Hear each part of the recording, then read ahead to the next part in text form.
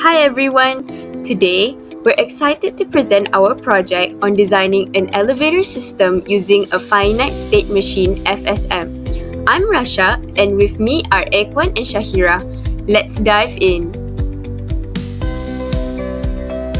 First, let's start with the introduction. An elevator system helps users move between floors efficiently. Here's how it works. First, a user presses the call button on their floor to request the elevator. Second, when the elevator arrives, the doors open and the user selects their destination floor. Thirdly, the doors close automatically and the elevator moves to the chosen floor. Upon arrival, the doors reopen and the user exits. All these actions, calling, moving, and door operations are managed by a finite state machine, FSM, to ensure safe, real-time responses. Hi, I'm Ikwan. So I will be presenting the problem for this topic. So before we dive in into how FSM help the users, let's first understand the real-world problem that can occur in an elevator system without a proper control mechanism.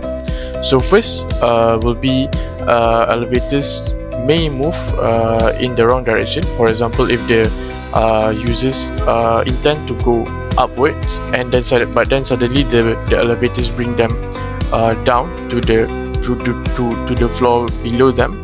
So this will cause confusions and delay in its operation. Second will be miss or incorrect stops. So let's say if the user intend to go to the third floor, but then the elevator brings them up to the fifth floor, so it will lead to more confusion and delays in its operation, which may cause inconvenience to the users. And then the third one will be unsafe door behavior. So door might open or close during motion and may even close when people are getting into the elevator, which is a safety hazard for the users. So next we go to the system diagram. So for the system diagram, there is two diagrams that complements each other. The first diagram is a schematic drawing, which shows the main component of a traction type elevator. So the first component will be the elevator car, where the passengers ride, and then the counterweight, which balance the load to reduce the work the motor has to do, and then there is the traction sheath and motor at the top, which pull the steel hoist ropes to move the car up or down. And then there's guide rails on both sides that keep the car and counterweight stable. And at the bottom, there's a buffers that cushion the car in case if it's travel too far down. So this diagram is great for understanding the mechanical layout and how each part connects to each other. And then we move on to the next diagram, which is a more realistic 3D style view of an elevator shaft. So this diagram really helps us visualize how the parts we just talked about actually look in a building. So the machine room is shown above the shaft, housing the motor and controller. The hoist ropes loop over the traction sheath, connecting the car and counterweight. The governor mechanism is also visible, used to stop the car if it moves too fast. So in a way, this second image makes it easier to relate the schematic diagram to the real-world system.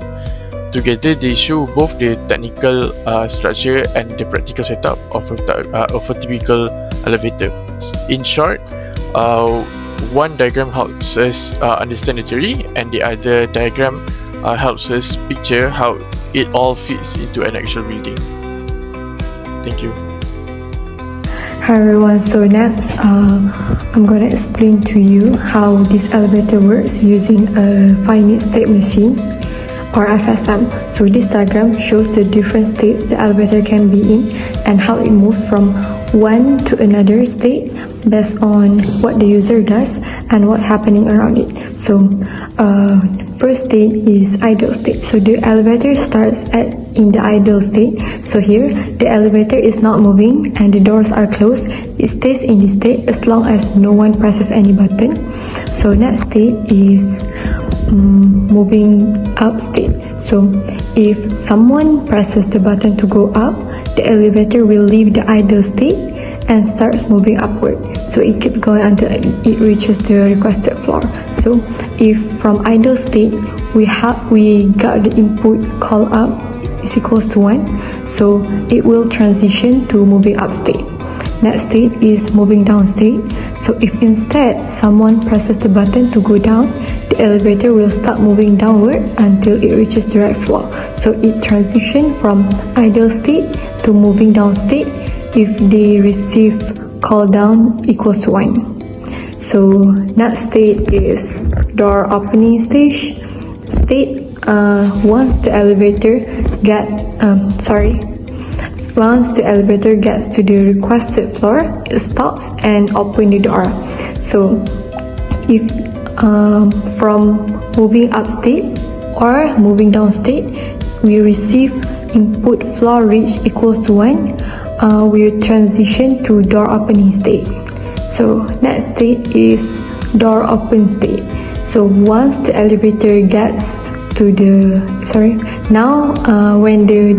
from the door opening state, when the door is fully open, we transition to door open stage, and from here we start a timer. So the elevator will wait here for a few seconds so that people can enter or exit safely. So next state is door closing state. So after waiting, when the timeout down is equals to 1, which means the timers is done waiting for everyone. So the elevator will try to close the door in door closing state. So if someone is blocking the door, it reopens to keep everyone safe. So if they got the input obstruction is equals to 1, so it will reopen. So once the door is fully closed and nothing is in the way, it returns to the idle state and wait for the next button press. So, and just like that, the elevator is ready for the next trip, waiting until someone else presses a button. So this FSM make sure the elevator handles everything step by step, from moving up or down, opening and closing door to checking for obstruction, all while keeping passengers safe and the system efficient. So that's all for FSM. To address the elevator issues identified, we developed a clear and logical system using finite state machine, FSM. So our system diagram visualizes how key components such as motors, sensors, doors, and buttons interact, while FSM diagram defines every possible state and transition the elevator can experience, including idle, moving up, moving down, door opening, door open, door closing, and all based on real-time inputs. So this structured approach ensures that the elevator responds accurately to user requests, moves in the correct direction, operates doors only when it is safe, and stops precisely at the intended door. So in the end, we created a smart and safe elevator system that improves user experience, operational efficiency, and overall reliability. So that's all for our presentation. Thank you for your attention.